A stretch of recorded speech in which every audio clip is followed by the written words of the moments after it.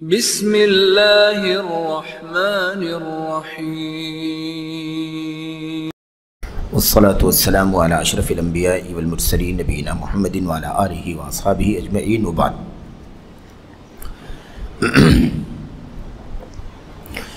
برادران اسلام، دینی اور ملی بھائیوں، نوجوان دوستوں، احباب اور بزرگوں، قابل احترام ماں اور بہنوں، عزیز بچوں، اللہ کے فضل و کرم سے، اس کی توفیق سے علمی و دعوتی خیانت اور فکر و تحریر پہ اس کے اثرات، اس رسالے کی اور اس کے مشمولات کی باتیں ہم اور آپ پڑھ رہے ہیں۔ اس سے پہلے کی جو باتیں آپ کے سامنے آئی ہیں وہ یہ تھی کہ فتوے کے سلسلے میں علمی خیانت کس طرح سے لوگوں کے یہاں پائی جاتی ہے، اور اس عنوان کے تحت مصنف رحمۃ اللہ علیہ نے آگے یہ باتیں ذکر کی کہ بڑے بڑے ائمہ، محدثین، شارحین اور ایسے ہی علم رجال وغیرہ کے بڑے بڑے ائمہ نے اپنی باتوں سے رجوع کیا ہے، حالانکہ وہ اپنے اپنے میدانوں کے چوٹی کے امام کی حیثیت سے امت کے درمیان معروف ہیں، لیکن اس کے باوجود بھی انہوں نے بہت ساری چیزوں سے رجوع کیا ہے، جبکہ متعالمین، علمی دعوے داروں کا مسئلہ، نااہلوں کا مسئلہ اس سے بالکل مختلف ہے۔ وہ اپنی غلطیوں سے بالعموم رجوع نہیں کرتے، اپنی غلطیوں پر باقی رہتے ہیں، اعتراض کرنے والوں کو طعن و تشنیع سے نوازتے ہیں، عیب جوئی کرتے ہیں، بجائے اس کے کہ وہ حق تسلیم کر لیں اور غلطیوں سے رجوع کر لیں۔ اس کے برخلاف ان کا رویہ یہ ہوتا ہے عدم رجوع اور تنبیہ کرنے والوں پر طعن و تشنیع۔ اس سلسلے میں مصنف رحمۃ اللہ علیہ نے کئی ایک مثالیں پیش کی ہیں۔ یہ بات شیخ نے یہاں سے شروع کی تھی کہ میں کچھ مثالیں پیش کرتا ہوں جو دیکھنے والوں کو اچھی لگیں گی اور علماء کو سمجھ میں آئیں گی، اور پھر اس سلسلے میں امام مالک، امام شافعی، امام ابو حاتم یعنی محمد، امام ابن حبان وغیرہ کی بہت ساری مثالیں پیش کی، اور اس سلسلے میں آگے چل کر کے امام ابن القیم رحمۃ اللہ علیہ کی باتیں، انہوں نے کس کس طرح سے رجوع کیا ہے، توقف کیا ہے بہت سارے مسائل میں جن کا علم نہیں تھا، بعض مسائل میں استخارے کی بات بھی امت کے علماء نے کی، امام ذہبی رحمۃ اللہ علیہ کا ذکر کیا، انہوں نے کئی مسائل میں رجوع کیا ہے، توقف کیا ہے، اپنی لا علمی کا اظہار کئی مسائل میں کیا ہے۔ مثال کے طور پر سیر اعلام النبلاء وغیرہ کے اندر، ایسے ہی میزان الاعتدال میں بہت ساری جگہوں پر توقف سے کام لیا ہے، رجوع کیا ہے۔ ساتویں مثال میں حافظ ابن حجر امیر المؤمنین فی الحدیث، ان کا تذکرہ کیا ہے کہ اپنے وقت میں پوری دنیا کے امام جانے والے امام ابن حجر عسقلانی رحمہ اللہ نے اپنی کتابوں میں، اپنی بہت ساری تصنیفات میں اپنی باتوں سے رجوع کیا ہے، توقف کیا ہے، لا علمی کا اظہار کیا ہے، اور اس طرح کی کئی باتیں ابن حجر رحمۃ اللہ علیہ کی ہم نے پڑھی ہیں۔ آخری بات جو گفتگو کا سلسلہ چل رہا تھا وہ اسی سے متعلق تھا کہ ابن حجر رحمۃ اللہ علیہ نے اپنی کتاب فتح الباری میں کئی جگہوں پر رجوع کیا ہے، توقف کیا ہے، اپنی لا علمی کا اظہار کیا ہے۔ اس سلسلے کی 2-3 باتیں ہم نے آپ نے پڑھی ہیں، مزید جو باتیں ہیں وہ آج کے اس حلقے میں آپ کے سامنے پیش کی جا رہی ہیں۔ اردو ایڈیشن میں صفحہ نمبر 111 پر ابن حجر رحمۃ اللہ علیہ کی اس قسم کی باتوں کا سلسلہ جاری رکھتے ہوئے نمبر 3 میں مصنف فرماتے ہیں کہ فتح الباری کے جلد 2 صفحہ نمبر 102 اور 3 میں کتاب الاذان میں इब्न उमर रज़ी अल्लाह ताला अन्हुमा की हदीस नंबर 620 है। क्या है वो हदीस? इन्न बिलालन युनादी बिलैलिन फ़कुलू वशरबू हत्ता युनादिया इब्न उम्मे मक्तूम। यकीनन बिलाल रज़ी अल्लाह अन्हु रात में अज़ान देते हैं, लिहाजा खाओ पियो यहाँ तक कि इब्न मक्तूम रज़ी अल्लाह अन्हु अज़ान दें। क्या मतलब? यानी बिलाल रज़ी अल्लाह ताला अन्हु जो अज़ान देते हैं वो अज़ान लोगों को जगाने के लिए, तहज्जुद वग़ैरह की नमाज जिनको पढ़नी है उनको आगाह करने के लिए होती है। वो सुबह सादिक की अज़ान नहीं होती है। जो अज़ान बिलाल देते हैं वो सुबह सादिक की अज़ान नहीं है, सुबह सादिक की अज़ान नहीं है। इसलिए बिलाल रज़ी अल्लाह ताला अन्हु की अज़ान जब हो तो उससे धोखा नहीं खाना है, उससे नहीं घबराना है कि सहरी का टाइम ख़त्म हो गया, बल्कि सहरी का टाइम अभी जारी होता है, बाकी रहता है। सुबह सादिक की अज़ान अब्दुल्लाह इब्न उम्मे मक्तूम रज़ी अल्लाह अन्हु देते हैं। तो वो जब अज़ान हो तब लोगों को खाने पीने से रुक जाना चाहिए। तो इसमें क्या कहा? खाओ पियो यहाँ तक कि इब्ने उम्मे मक्तूम रज़ी अल्लाह अन्हु अज़ान दें। ठीक है, इब्ने उम्मे मक्तूम रज़ी अल्लाह अन्हु अज़ान दें, यानी इब्ने उम्मे मक्तूम रज़ी अल्लाह ताला अन्हु की अज़ान सुबह सादिक की अज़ान होती है और बिलाल रज़ी अल्लाह अन्हु की अज़ान सुबह सादिक से पहले होती है। और ये अज़ान जो है ना आज भी हरमैन शरीफैन में होती है। अल्हम्दुलिल्लाह ये अज़ान आज भी हरमैन शरीफैन में होती है। एक अज़ान पहले होती है और फिर जो अज़ान सुबह सादिक के लिए फ़ज्र की नमाज के लिए होती है वो अज़ान अपने वक्त पर होती है। अब इसके बाद देखें, फिर इसके बाद हाफिज़ इब्न हजर रहमहुल्लाह ने फ़तहुल बारी सफ़ा नंबर 102 में इस हदीस की कई रिवायतें ज़िक्र की हैं जो इसके बरअक्स हैं, जो इसके बरअक्स हैं। किसके बरअक्स हैं? इस हदीस में क्या कहा गया है? बरअक्स मतलब इसका उल्टा है। उल्टा कैसे है? इसमें क्या कहा गया? बिलाल रज़ी अल्लाह अन्हु की अज़ान पहले होती है, इसलिए उससे बेचैन मत हो, खाओ पियो। जब इब्ने उम्मे मक्तूम अज़ान दे तो खाने पीने से रुक जाओ। इसके बरअक्स क्या है? बाज़ रिवायतें ज़िक्र की हैं, बाज़ सनदें ज़िक्र की हैं, उनके अंदर इसके बरअक्स क्या है कि अब्दुल्लाह इब्न उम्मे मक्तूम रज़ी अल्लाह अन्हु रात में अज़ान देते हैं। जब वो अज़ान दे तो बेचैन मत हो, खाओ पियो यहाँ तक कि बिलाल रज़ी अल्लाह ताला अन्हु अज़ान दे सुबह सादिक की, तब खाने पीने से रुक जाओ। समझ गए ना? यानी इसकी बिल्कुल बरअक्स। इसमें है बिलाल पहले, इब्न उम्मे मक्तूम बाद में। इब्न हजर रहमतुल्लाह अलैह ने कई एक रिवायतें ज़िक्र की हैं फ़तहुल बारी में जिसमें क्या है? इसका उल्टा है। इब्न उम्मे मक्तूम पहली अज़ान देते हैं और बिलाल दूसरी अज़ान देते हैं। ये बात ज़िक्र करने के बाद इब्न हजर रहमतुल्लाह अलैह फरमाते हैं, क्या फरमाते हैं? इमाम इब्न अब्दुल बर और दीगर अइम्मा की एक जमाअत ने दावा किया है कि ये हदीस मक़लूब है, ये हदीस मक़लूब है, सही बाब की हदीस ही है। जो बाब की, जो हम लोग हदीस पढ़ रहे हैं, जो अभी पढ़ी हमने, ये बाब की हदीस है। बाब यानी इमाम बुखारी ने जो बाब कायम किया उसके अंदर यही हदीस लिखी हुई है। बिलाल रात में अज़ान देते हैं, इब्न उम्मे मक्तूम सुबह सादिक की अज़ान देते हैं। इसके बाद कई एक रिवायतें इब्न हजर रहमतुल्लाह अलैह ने ज़िक्र की हैं जिसमें इसका उल्टा है। इब्न उम्मे मक्तूम पहली अज़ान देते हैं, बिलाल आखिरी अज़ान देते हैं। और उसके बारे में इमाम इब्न अब्दुल बर और दीगर अइम्मा की एक जमाअत ने दावा किया है कि ये हदीस मक़लूब है, यानी उल्टी है, उलट गई है।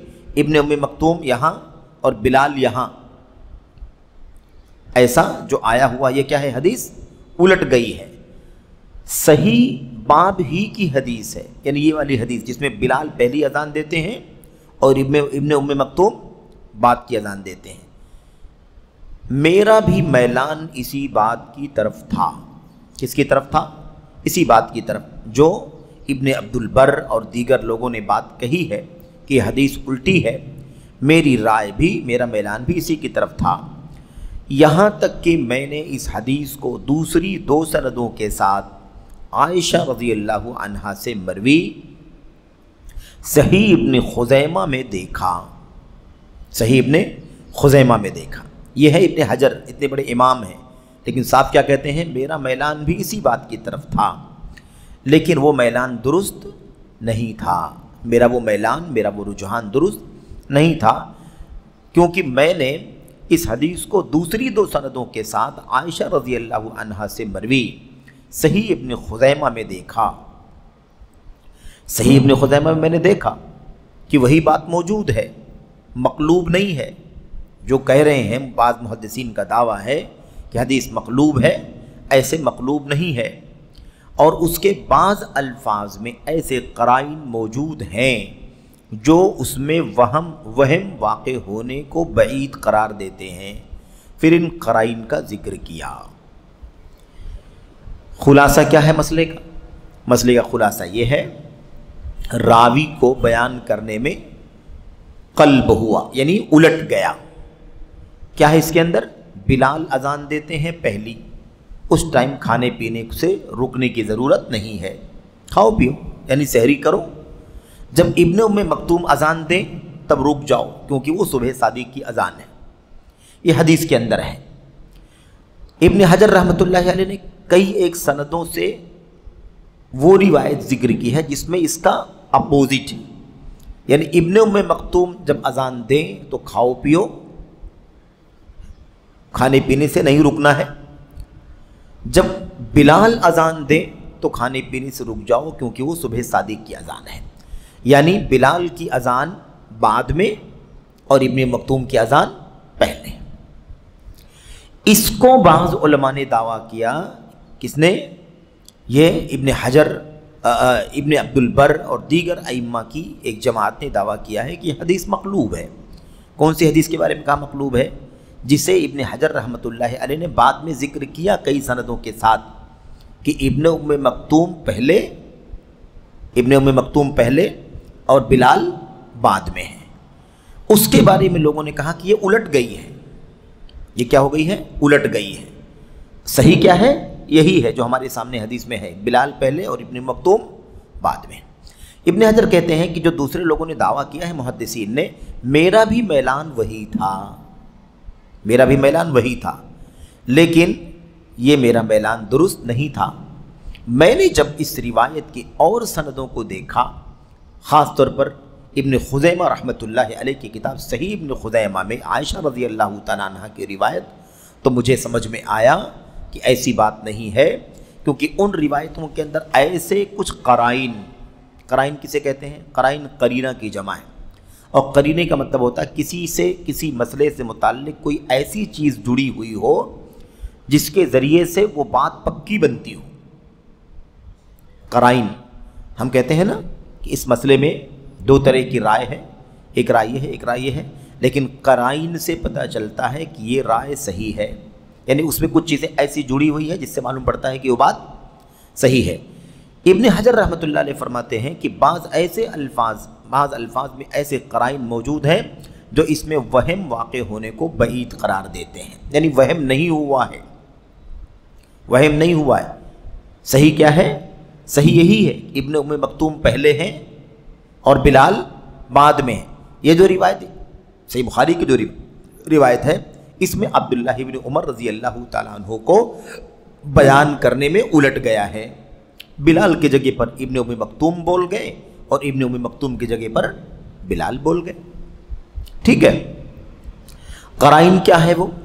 यहाँ तो मुख्तसर बात है, क़राइन का जिक्र नहीं है, लेकिन जब आप पढ़ेंगे उसको इब्न हजर रहमतुल्लाह अलैह फतहुल बारी को, तो आपको उसमें ऐसी बातें लिखी हुई रिवायत में मिलेंगी जिसमें अम्मा आयशा रज़ी अल्लाह तआला अन्हा ने ये कहा कि नाबीना हैं, वो अब्दुल्लाह इब्न मक्तूम हैं जो नाबीना थे और वो पहले ही अजान देते थे, वो पहले वाली अजान वही देते थे, और बिलाल जिनको जो माशाल्लाह बीना है, आँख है, सब कुछ सलामत है, तो वो बाकायदा सुबह सादिक की अजान टाइम टेबल देख करके अंदाज़ा लगा करके अजान देते थे। तो इतना परफेक्ट अगर अम्मा आयशा ने बयान किया है तो ये तो करीना है ना, करीना है। کہ وہ نابینا تھے تو پہلے اذان دیتے تھے، بلال دیکھ سمجھ کر کے وقت کا صحیح اندازہ لگا کر کے صبح صادق کی اذان دیتے تھے، تو کیسے کہہ سکتے ہیں کہ الٹ گیا ہے؟ اس کو الٹ گیا کیسے کہہ سکتے ہیں؟ یہ زیادہ قرائن سے معلوم پڑتا ہے کہ یہی صحیح ہے، یہی قریب ہے۔ تو اس میں بات صرف اتنی سمجھنی ہے کہ حافظ ابن حجر رحمۃ اللہ علیہ کیا کہہ رہے ہیں؟ کہہ رہے ہیں میرا میلان بھی یہی تھا، لیکن جب میں نے فلاں فلاں روایت کو دیکھا تو مجھے پتہ چلا کہ نہیں، یہ بات درست نہیں ہے، اس میں غلطی ہونے کا، مقلوب ہونے کا چانس نہیں ہے، بلکہ یہی بات صحیح ہے۔ تو ابن حجر جیسا امام کہتا ہے کہ میں پہلے یہ سمجھتا تھا لیکن وہ میرا سمجھنا غلط تھا، صحیح نہیں تھا، جب میں نے فلاں فلاں دلیلوں کو دیکھا تو مجھے پتہ چلا کہ یہ معاملہ صحیح ہے۔ تو ایسے بہت سارے شواہد اہل علم کے ائمہ کے ہمیں ملتے ہیں جس میں وہ رجوع کرتے ہیں اپنی کم علمی کا یا اپنی لا علمی کا، اپنے عدم اطلاع کا اظہار کرتے ہیں، اس میں کوئی انہیں نہ شرم آتی ہے نہ کوئی عیب کی بات لگتی ہے، اور یقیناً یہ تو علم کے مقام کو بڑھا دینے والی چیز ہے کہ آدمی علم کے ساتھ ساتھ چلے، جہاں علم ہے وہاں بولے، جہاں علم نہیں ہے وہاں نفی کر دے۔ اس کے بعد چوتھی مثال میں کیا کہتے ہیں؟ اسی طرح جلد نمبر 4 صفحہ نمبر 182 میں کتاب الصوم میں ابو الدرداء رضی اللہ عنہ سے مروی ہے کہ انہوں نے فرمایا ہم نبی کریم صلی اللہ علیہ وسلم کے ساتھ کسی سفر میں نکلے۔ حدیث میں کیا ہے؟ ایک سفر میں نکلے، کوئی سفر تھا وہ۔ حافظ ابن حجر رحمہ اللہ فرماتے ہیں میرا خیال تھا کہ یہ سفر فتح مکہ کا سفر ہے۔ سفر کا معنی کیا سمجھا انہوں نے؟ کہ فتح مکہ والا سفر ہوگا۔ خود بیان کرتے ہیں، اپنے بارے میں خود کہتے ہیں میرا خیال تھا کہ یہ سفر فتح مکہ کا سفر ہے، لیکن پھر آگے فرماتے ہیں لیکن میں نے اس سے رجوع کر لیا اور جان لیا کہ یہ صحیح نہیں ہے۔ آج کوئی طالب علم، عالم آسانی سے یہ بات کہنے کو تیار نہیں ہوتا، تو آج کل کے برادر کہاں سے یہ بات کہیں گے؟ آج کل کے کم علم جن کی ساری شخصیت میڈیا اور شہرت سے جڑی ہوئی ہے، اسی پر وہ سب کچھ جانے جاتے ہیں، بھلا وہ کیسے کوئی ایسی بات کر سکتے ہیں رجوع کی جس سے ان کا مقام گھٹ جائے؟ اور پھر ایک بات بہت اہم اپنے ذہن میں رکھیں کہ کون سا شخص کن لوگوں کے بیچ میں مقبولیت رکھتا ہے، اس کا گہرا دخل ہے۔ اہل علم کے قریب اگر سچے طلبہ ہوتے ہیں، اہل علم کے قریب اگر سچے طلبہ ہوتے ہیں جو شہرت نہیں علم کی بنیاد سمجھتے ہیں، تو ان کے بیچ میں رجوع کرنے سے وہ صاحب علم بڑا ہو جاتا ہے۔ لیکن جس شخص کے ارد گرد عوام، جہلا، کم سوجھ بوجھ رکھنے والے یا میڈیائی سوچ کے لوگ یا بھیڑ ایک اکٹھا ہوتی ہے جن کے ہاں علم نہیں، سوجھ بوجھ نہیں، صرف اور صرف شہرت کی بنیاد پر، دنیا داری کی بنیاد پر، ہے نا، یا بول لینے کے انداز پر، ایکشن پر، اسٹائل پر، ہے نا، چٹکلے یا اس طرح کی چیزیں جو لوگ اپنی تقریروں میں شامل کرتے ہیں، ان باتوں کی وجہ سے جڑے ہوئے ہوتے ہیں۔ ایسے لوگوں کے بیچ میں اگر وہ رجوع کر لے، اپنی لا علمی کا اظہار کر دے، تو چونکہ ارد گرد سارے جہلا ہیں، ان جہلا کے بیچ میں واقعی اس کا مقام گھٹ جائے گا، کیونکہ اس کے ارد گرد کون ہے؟ جاہل ہے۔ علم والے کے قریب جب طلبہ ہوتے ہیں سچے، جو علم کی بنیاد پر علم حاصل کرتے ہیں، تو وہ اس بات کو بھی سمجھتے ہیں کہ کسی بھی صاحب علم کو ہر چیز کا پتہ نہیں ہوتا ہے، ہر آدمی کے ہاں کمیاں ہیں، خامیاں ہیں، غلطیاں ہیں، ہو سکتی ہیں، ہر چیز کا علم اللہ تبارک و تعالیٰ کے سوا کسی کو نہیں ہے۔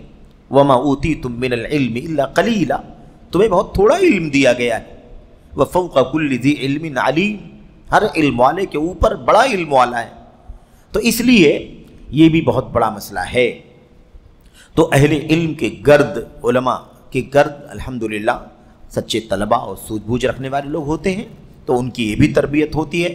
لیکن جن لوگوں نے خود علم کی روشنی حاصل نہیں کی اور یوں ہی ادھر سے ادھر سے اپنے آپ کو عوام، جہلا اور ایسے ہی بھیڑ کے بیچ میں مشہور کر لیا، معروف کر لیا، چرچا کر لیا، میڈیا پر پسند کیے جانے لگے، چھا گئے، پریزنٹیشن ایسا کر لیا کہ عوام جاہلوں کو اپیل زیادہ کرے، ایسے لوگوں کے بیچ میں اگر وہ رجوع کر لے گا، اپنی لا علمی کا اظہار کر دے گا، تو اس کا وہم اور خیال کا جو پہاڑ ہے وہ سارا کا سارا ریزہ ریزہ ہو جائے گا۔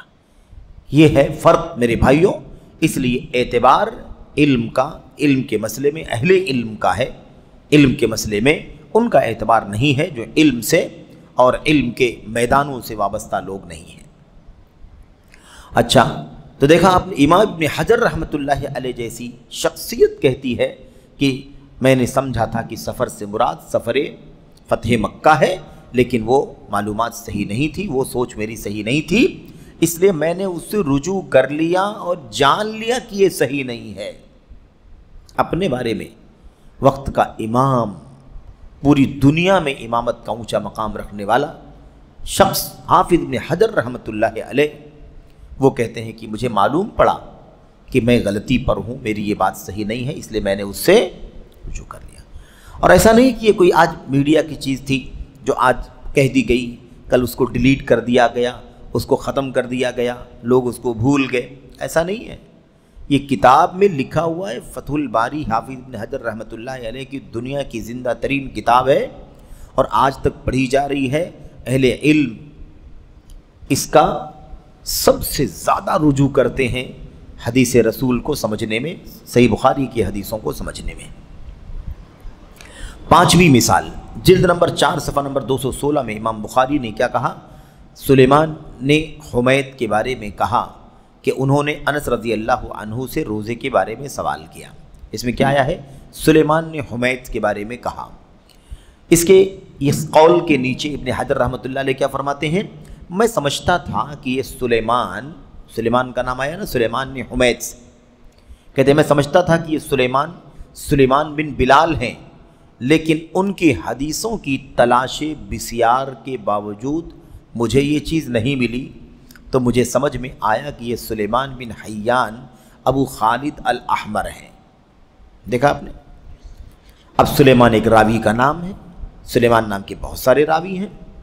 اب سلیمان کے بارے میں کہتے ہیں کہ میرا خیال یہ تھا، میں سمجھتا یہ تھا کہ یہ سلیمان بن بلال ہے، لیکن جب سلیمان بن بلال کو میں ڈھونڈنے لگا کہ سلیمان نے حمید کے بارے میں کہا ہے، تو یہ بات کہیں ملنی چاہیے تھی نا کہ سلیمان نے حمید کے بارے میں کہا ہے، سلیمان بن بلال نے، لیکن جب میں ڈھونڈنے لگا تو تلاش بسیار، یعنی بہت تلاش کرنے، کافی تلاش کرنے کے باوجود بھی مجھے یہ بات نہیں ملی، سلیمان بن بلال سے یہ بات نہیں ملی۔ تب مجھے سمجھ میں آیا کہ نہیں، یہ سلیمان بن بلال نہیں ہے، بلکہ سلیمان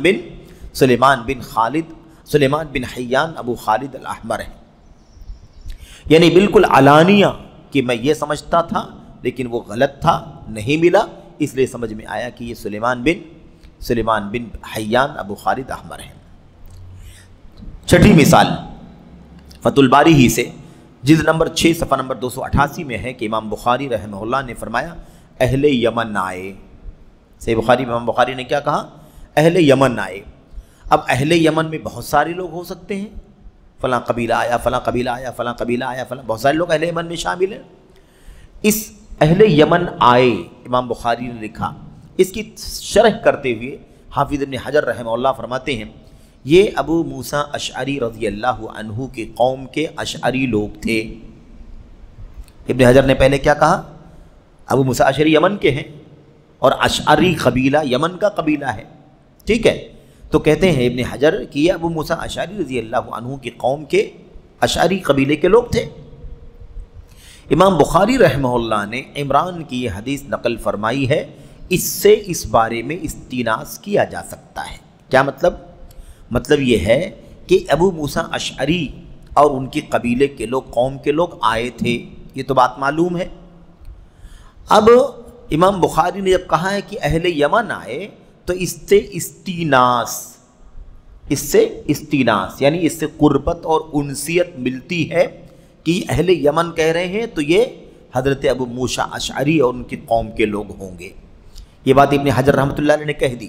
اس کے بعد آگے کیا کہتے ہیں؟ کہتے ہیں مگر پھر مجھے سمجھ میں آیا کہ یہاں اہل یمن سے مراد کون ہے؟ اہل یمن سے مراد ابو موسیٰ اشعری اور ان کی قوم کے لوگ نہیں ہیں، بلکہ اس سے مراد نافع بن زید حمیری، حمیر یمن کا قبیلہ ہے۔ تو نافع بن زید حمیری اور ان کے ساتھ حمیر سے آئے ہوئے لوگ ہیں۔ تو اہل یمن سے ابن حجر رحمۃ اللہ نے کیا سمجھ لیا کہ ابو موسیٰ اشعری اور ان کی قوم کے لوگ ہیں، لیکن بعد میں ان کو سمجھ میں آیا کہ یہ میرا سوچنا صحیح نہیں تھا، بلکہ اس سے مراد یہ ہیں نافع بن زید حمیری اور ان کی قوم کے لوگ ہیں۔ ایک دم کوئی اس میں حیا کی بات نہیں، کوئی ڈرنے کی بات نہیں، کوئی کریز اور مقبولیت پہ کمی کا کوئی مسئلہ نہیں، سمجھ رہے ہیں نا؟ ایک دم صراحت کے ساتھ میں سمجھتا تھا کہ یہ لوگ ہیں، لیکن یہ میرا سمجھنا غلط تھا، یہ صحیح ہے یہ لوگ۔ نمبر 7 جلد نمبر 6 صفحہ نمبر 519 میں تحکیم کے سلسلے میں ایک مسئلے کا ذکر کیا ہے، ایک مسئلہ ذکر کیا ہے اور اسے ثبوت پر معلق رکھا ہے۔ تحکیم، فیصلہ کرنے کے مسئلے میں تحکیم ہے نا، تحکیم کا جو مسئلہ تھا حضرت حسین ابن علی رضی اللہ تعالیٰ عنہ کے مسئلے میں یا حضرت علی بن ابی طالب رضی اللہ تعالیٰ عنہ کے مسئلے میں، تو اس سلسلے میں کہتے ہیں کہ ایک مسئلہ ذکر کیا ہے اور اسے ثبوت پر معلق کیا ہے، یعنی ایک مسئلہ بیان کیا ہے لیکن کیا کہا ہے، یہ مسئلہ اسی وقت درست ہوگا جب یہ بات ثابت ہوگی، یعنی ثابت ہے کہ نہیں ہے اس کا پتہ ابن حجر کو نہیں ہے، یعنی ثابت ہونے کے بارے میں ابن حجر رحمۃ اللہ علیہ کو علم نہیں ہے، اس لیے کہہ رہے اگر ثابت ہوگا تو یہ بات صحیح ہوگی، جیسے کہیں اگر یہ روایت صحیح ہے تو پھر یہ مسئلہ ثابت ہوگا، تو اس کا مطلب اس روایت کے صحیح اور ضعیف ہونے کے بارے میں ابن حجر رحمۃ اللہ علیہ کو یقین نہیں ہے۔ اس میں کوئی عیب کی بات نہیں ہے، کوئی عیب کی بات نہیں، عیب کی بات یہ ہے کہ کوئی آدمی ہمادانی کا دعویٰ کرے، ہر چیز کا علم ہے اس کا دعویٰ کرے، یہ عیب کی بات ہے، کیونکہ یہ کسی کو حاصل نہیں ہے۔ یہ رجوع کرنے والے بڑے بڑے ائمہ ہیں، ہے کہ نہیں؟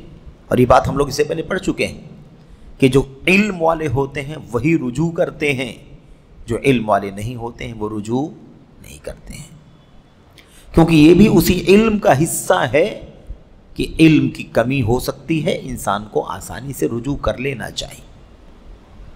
اسی لیے لا ادری، میں نہیں جانتا، اس کو آدھا علم کہا گیا ہے، یعنی آدمی اپنے بارے میں اس بات کو سمجھ لے، اس کا علم رکھے کہ وہ ہر چیز کو نہیں جان سکتا ہے، یہ بھی علم ہے آدھا، یہ بھی آدھا علم ہے کہ آدمی کہہ دے میں نہیں جانتا ہوں، اور اپنے بارے میں جانے کہ ہر چیز کا علم مجھے یا کسی انسان کو نہیں ہو سکتا۔ ایسے ہی صفحہ نمبر اسی جلد کے صفحہ نمبر 621 میں ثابت بن قیس بن شماس کے واقعے میں بھی توقف سے کام لیا ہے۔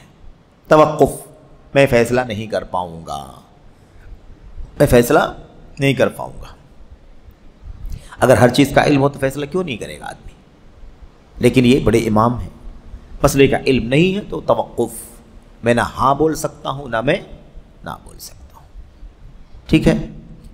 8ویں مثال، 9ویں مثال اسی جلد میں صفحہ نمبر 127 میں بعض شارحین کا ذکر کیا ہے، بعض شارحین کا ذکر کیا، اور آپ جانتے ہیں کہ ابن حجر رحمۃ اللہ علیہ اپنی کتاب فتح الباری میں بہت سارے شارحین کی شرح کی باتیں نقل کرتے ہیں، قال الطیبی، ہے کہ نہیں، قال الکشمیہنی، اس طرح سے ذکر کرتے ہیں۔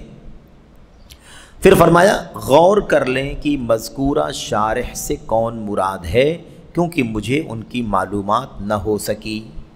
دیکھیں ایک دم صراحت کے ساتھ فلاں نے یہ بات کہی ہے، کسی شرح حدیث کرنے والے کا نام لکھا کہ فلاں شخص نے یہ بات کہی ہے، لیکن کہتے ہیں کہ غور کر لیں کہ مذکورہ شارح سے کون مراد ہے، کیونکہ مجھے ان کی معلومات نہ مل سکی۔ دیکھا ایک دم صراحت کے ساتھ کہ بھئی آپ لوگ غور کریں، دیکھیں کہ اس سے کون مراد ہے، کیونکہ میں نہیں جان سکا کہ یہ شرح کرنے والے جو ہیں یہ کون ہیں، ان کی معلومات میرے پاس نہیں ہے۔ 10ویں مثال جلد نمبر 7 صفحہ نمبر 98 میں اور ایسی صفحہ نمبر 507 میں، ان دونوں صفحات پر کہتے ہیں ان لوگوں کے بارے میں توقف کیا ہے جو نبی کریم صلی اللہ علیہ وسلم کے مشابہ سمجھے جاتے تھے، کئی روایتوں میں آیا ہے نا کہ فلاں کی مشابہت اللہ کے نبی علیہ السلام سے تھی، ٹھیک ہے، اور اس سلسلے میں کئی لوگوں کے بارے میں بتایا جاتا ہے کہ فلاں جو ہے وہ اللہ کے نبی کے ہم شکل تھے، فلاں اللہ کے نبی کے ہم شکل تھے، فلاں اللہ کے نبی کے ہم شکل تھے، ہے کہ نہیں؟ لیکن ابن حجر رحمۃ اللہ علیہ نے ان لوگوں کے بارے میں توقف کیا ہے جو اللہ کے نبی کے مشابہ سمجھے جاتے تھے۔ میں فیصلہ نہیں کر پاؤں گا کہ ان میں سے کون کون اللہ کے نبی کے مشابہ ہیں، یہ ہے صراحت۔ آج لوگ کھڑے ہوں گے تو قیاس، آرائیاں اور لاجک کا استعمال کر کے سارے فیصلے کر کے ہٹیں گے، سارے فیصلے اسٹیج پر، مائک پر، ڈائس پر کر دیتے ہیں، کہیں یہ نہیں کہتے مجھے نہیں معلوم ہے، مجھے علم نہیں ہے، ہر چیز کا جواب دینا ہے۔ اور ہم نے ابن عباس رضی اللہ تعالیٰ عنہ کو قول پڑھا ہوا ہے، ان من افتا فی کل ما یستفتا بہ لمجنون، جو ہر مسئلے میں جو اس سے پوچھا جائے جواب دے وہ مجنون ہے، پاگل ہے۔ مثال نمبر 11 میں جلد 7 صفحہ نمبر 118 میں کچھ بات ذکر کی، ابن حجر رحمۃ اللہ علیہ کی بات چل رہی ہے، انہوں نے کوئی بات ذکر کی، پھر فرماتے ہیں اس وقت مجھے نہیں معلوم کہ میں نے کہاں سے نقل کیا ہے۔ دیکھا آپ نے، یعنی اپنی نقل کی ہوئی چیز کے بارے میں بھول گئے کہ میں نے کس کتاب سے نوٹ کیا ہے۔ اللہ اکبر، اس پہ کوئی عیب کی بات نہیں کہ آدمی کہے کہ میں بھول گیا ہوں، مجھے یاد نہیں ہے، مجھے معلوم نہیں کہ میں نے کہاں سے نقل کیا ہے، کسی کتاب سے میں نے لیا ہے لیکن مجھے یاد نہیں ہے۔ یہ چوٹی کے ائمہ کی مثالیں ہیں۔ مثال نمبر 12 میں کہتے ہیں جلد نمبر 7 صفحہ 495 میں بھی توقف کیا ہے، کوئی مسئلہ بیان کیا ہے لیکن توقف سے کام لیا ہے، فیصلہ صحیح غلط کا نہیں کیا ہے۔ 13 اسی جلد کے صفحہ نمبر 501 میں تغلیق التعلیق میں کہی ہوئی ایک بات سے رجوع کیا ہے۔ اپنی کتاب تغلیق التعلیق، ابن حجر رحمۃ اللہ علیہ کی کتاب ہے تغلیق التعلیق، اس میں کوئی بات انہوں نے کہی تھی، یہاں پر رجوع کیا ہے کہ میں نے یہ بات تغلیق التعلیق میں لکھی ہے لیکن وہ صحیح نہیں ہے، میں یہاں رجوع کرتا ہوں، یہ صحیح ہے جو فتح الباری میں لکھ رہا ہوں۔ یہ اہل علم کا طریقہ ہے، ایک اہل علم کا طریقہ ہے۔ اب یہی بات آپ کتابوں کے بارے میں آپ پڑھ رہے ہیں، یہی بات آپ تقریروں میں لے لیں، دروس میں لے لیں، کوئی بات نہیں ہے۔ ایک کتاب میں کوئی بات لکھا ہے، غلط ہوا ہے، دوسری کتاب میں اس کی آپ وضاحت کر دیں کہ فلاں مسئلے میں مجھ سے غلطی ہوئی ہے جو میں نے فلاں کتاب میں لکھی ہے اور یہ صحیح ہے، فلاں تقریر میں میں نے یہ بات کہی ہے وہ صحیح نہیں ہے، میں آج یہاں رجوع کر رہا ہوں، فلاں سوال کا جواب میں نے دیا تھا، فلاں مجلس میں دیا تھا، اس کا جواب وہ جواب درست نہیں تھا، یہ جواب جو آج میں آپ کو ذکر کر رہا ہوں اس جواب کے ذریعے میں اس سے رجوع کر رہا ہوں۔ دیکھا، یہ اہل علم کا طریقہ ہے۔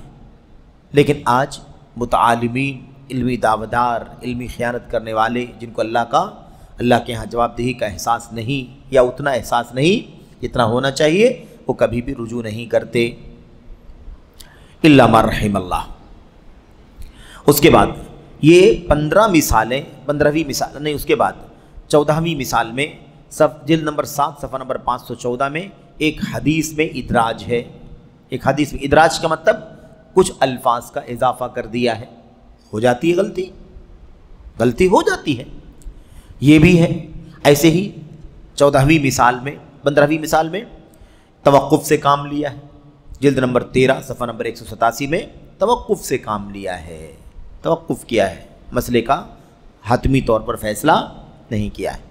یہ 15 جو مثالیں ہیں، یہ مثالیں ساری کی ساری حافظ ابن حجر رحمۃ اللہ علیہ کی کتاب فتح الباری شرح صحیح البخاری کی مثالیں ہیں۔ اور چونکہ ایک دو کتاب نہیں لکھی ہے نا، 270-75 کتنی کتابیں ابن حجر رحمۃ اللہ نے لکھی ہیں، اور زیادہ مجھے ایگزیکٹ یاد نہیں رہے گی تعداد کہ وہ کتنی کتابیں ہیں، لیکن سینکڑوں میں کتابیں ابن حجر رحمۃ اللہ علیہ نے لکھی ہیں۔ اچھا، 16ویں مثال امام ابن حجر رحمۃ اللہ علیہ کی رجال کی کتاب ہے لسان المیزان۔ لسان المیزان جانتے ہیں لسان المیزان کیسے کہتے ہیں؟ ترازو کا کانٹا ہوتا ہے، کانٹا بالکل اوپر اور نیچے، ادھر ہے تو کم ہے، ادھر ہے تو زیادہ ہے، ہے نا، جب تک وہ بالکل سیدھا نہ آ جائے تب تک اس کو درست نہیں مانا جاتا۔ کتاب کا نام رکھا لسان المیزان، یعنی راویوں کے بارے میں ایک دم پرفیکٹ بات، یہ کتاب کا نام ہے۔ بہرحال لسان المیزان میں جلد نمبر 5 صفحہ نمبر 4 میں مالک بن سلیمان ہیروی کے بارے میں ابن حبان کا قول ذکر کیا ہے کہ انہوں نے فرمایا یہ ان لوگوں میں سے ہیں جن کے بارے میں اللہ سے استخارہ کروں گا، جن کے بارے میں سلیمان ہیروی کے بارے میں ابن حبان کا قول ذکر کیا ہے کہ انہوں نے فرمایا، کیا فرمایا؟ یہ ان لوگوں میں سے ہیں جن کے بارے میں اللہ سے استخارہ کروں، یعنی میں جانتا نہیں ہوں سلیمان تو مالک بن سلیمان ہیروی کے بارے میں کہ یہ کون ہیں، ان کی حقیقت کیا ہے، ثقہ ہیں ضعیف ہیں۔ تو اتنی آسانی سے بڑے بڑے ائمہ یہ کہہ دیتے تھے کیا کہ میں اللہ سے استخارہ کروں گا، مجھے ابھی ان کے بارے میں یقین نہیں ہے کہ یہ ثقہ ہیں یا ضعیف ہیں۔ یہ ایک اضافی فائدہ ہے، یہ مصنف کہہ رہے ہیں، ابن حجر کی بات نہیں ہے، مصنف کہہ رہے ہیں ایک اضافی فائدہ ہے۔ یہ ہو گئی ایک مثال لسان المیزان کی۔ ایسے ہی 17ویں مثال تہذیب التہذیب میں، یہ جرح و تعدیل کی اور ایسے ہی رجال کی دنیا کی معروف ترین کتابوں میں سے ایک کتاب ہے تہذیب التہذیب، جلد نمبر 12 صفحہ نمبر 242 میں ابو معقل اسدی کی سیرت میں فرمایا، ابو معقل اسدی کی سیرت میں فرمایا، کیا فرمایا؟ میں کہتا ہوں اس سیرت اور معقل بن ابو معقل کی سیرت میں جس کا ذکر اسما کے ضمن میں گزر چکا ہے، تحقیق کی جانی چاہیے کہ کیا یہ دونوں ایک ہی ہیں یا الگ الگ۔ دیکھا، سیرت لکھ رہے ہیں، سیرت لکھ رہے ہیں، ایک ہے سیرت، کیا نام ہے؟ ابو معقل اسدی، اور ایک دوسرے راوی جن کا ذکر پہلے ہو چکا ہے معقل بن ابو معقل، معقل بن ابو معقل۔ اب یہاں تو ہے نا مسئلہ کہ بھائی وہ بھی ابو معقل اسدی ہیں اور یہ معقل بن ابو معقل ہیں، تو کہتے ہیں کہ ایسا تو نہیں کہ کہیں دونوں ایک ہی ہوں، کہیں دونوں ایک ہی ہوں، اس لیے تحقیق کی جانی چاہیے کہ کیا دونوں ایک ہی ہیں یا الگ الگ ہیں۔ اب ابو معقل کنیت ہے، نام نہیں ہے، یہ کیا ہے؟ کنیت ہے، نام کچھ اور ہوگا، ابو عبداللہ، ابو محمد، ابو احمد، ابو سلمان، ابو سلیمان وغیرہ، یہ تو کنیت ہے۔ ابو معقل یہ کنیت ہے، نام کچھ اور ہوگا، اور یہاں نام دوسرا کیا آ رہا ہے؟ معقل بن ابو معقل۔ تو ایسا نہ ہو کہ وہی ہو، یہ ایسا نہ ہو کہ وہی ہو، تو وہی ہیں یہ دونوں، ایک ہی ہیں یا دونوں الگ الگ ہیں۔ تحقیق کی جانی چاہیے کہ کیا دونوں ایک ہی ہیں یا الگ الگ۔ اب یہ تحقیق ابن حجر رحمۃ اللہ علیہ کے علاوہ کون کرے گا؟ اگر ابن حجر فرماتے ہیں کہ تحقیق کی جانی چاہیے کہ دونوں ایک ہیں یا الگ الگ ہیں، تو دنیا میں کون ہے ابن حجر کے مقابلے میں جو اس کی تحقیق کر کے بتلائے گا؟ بھائی سمجھ رہے ہیں؟ لیکن اس کے باوجود یعنی رجال کی کتابیں، لسان المیزان لکھنے والے، تہذیب التہذیب لکھنے والے، تقریب التہذیب لکھنے والے، اور کتنی کتابیں بڑی بڑی لکھنے والے، وہ کہتے ہیں کہ تحقیق کرو بھائی کہ دونوں ایک ہی ہیں یا الگ الگ ہیں۔ اس میں کوئی شرم کی بات نہیں، کوئی عیب کی بات نہیں، کوئی حیا کی بات نہیں، علم کا مسئلہ ہے۔ اس سے ابن حجر رحمۃ اللہ علیہ کا مقام گھٹا نہیں بلکہ بڑھ گیا، شان اونچی ہو گئی۔ لیکن آج کل متعلمین، علمی دعوے داران، کہاں موازنہ کرنا بھی تو درست نہیں ہے، کہاں وہ پہاڑ، آسمان کے ماہتاب، آفتاب اور ستارے، سیارے، اور کہاں یہ سرا، زمین، اس طرح سے کیا کہیں گے؟ لیکن کہنے کا مطلب سمجھانے کا یہ ہے کہ اتنے بڑے بڑے ائمہ رجوع کرتے تھے، اپنی کم علمی کا، لا علمی کا اظہار کرتے تھے، لیکن آج یہ اتنے معمولی علم والے ہیں کبھی بھی رجوع کرنے کو تیار نہیں ہوتے۔ بات ختم ہوئی۔ صفحہ نمبر 18، مثال نمبر 18 میں امام ابن حجر رحمۃ اللہ علیہ کی کتاب الاصابہ، یہ دیکھ لو، صحابہ کرام کی سیرت، صحابہ کرام کی سیرت پر مستقل کتاب، 4-5 جلدوں میں، 6 جلدوں میں ہے نا، الاصابہ فی تمییز الصحابہ، الاصابہ فی تمییز الصحابہ۔ اس کتاب میں حمزہ ابن عمر کی سیرت بیان کی، ایک آدمی کا نام لکھا حمزہ ابن عمر، سیرت بیان کی، مگر ان کی صحبت کا خلاصہ نہ ہو سکا۔ صحبت کا خلاصہ یعنی وہ اللہ کے نبی کے صحابی ہیں یا نہیں، اللہ کے نبی کا ساتھ پائے ہیں یا نہیں، اس کا خلاصہ نہیں ہو سکا۔ تو کیا فرمایا؟ ان لوگوں میں سے، یہ ان لوگوں میں سے ہیں جن کے بارے میں اللہ سے استخارہ کروں گا کہ اللہ کے نبی کی صحبت ملی ہے یا ان کو نہیں ملی ہے۔ دیکھا، یہ اس میں کوئی عیب کی بات نہیں۔ اب کوئی کہہ سکتا ہے بھئی صحابہ کرام کے بارے میں تو آپ نے کتاب لکھی ہے، پھر ایک ایسا نام آپ نے کیوں لکھا جس کے بارے میں آپ کو کنفرم ہی نہیں کہ صحابی ہیں کہ صحابی نہیں ہیں؟ بھائی یہ کوئی اللہ کی کتاب تھوڑی نہ ہے قرآن کریم کہ جو ہر طرح کے عیب سے معصوم۔ یہ انسان ہے، امام ہے، چوٹی کے امام ہیں، لیکن اس کے باوجود لکھتے ہیں کہ مجھے نہیں یقین ہے، مجھے بھی کنفرم نہیں ہے کہ نبی کی صحبت ملی ہے یا نہیں ملی ہے، میں ان کے بارے میں اللہ سے استخارہ کروں گا۔ یہ علمی طریقہ۔ یہاں 18 مثالیں ہو گئیں، 18 مثالیں ہو گئیں۔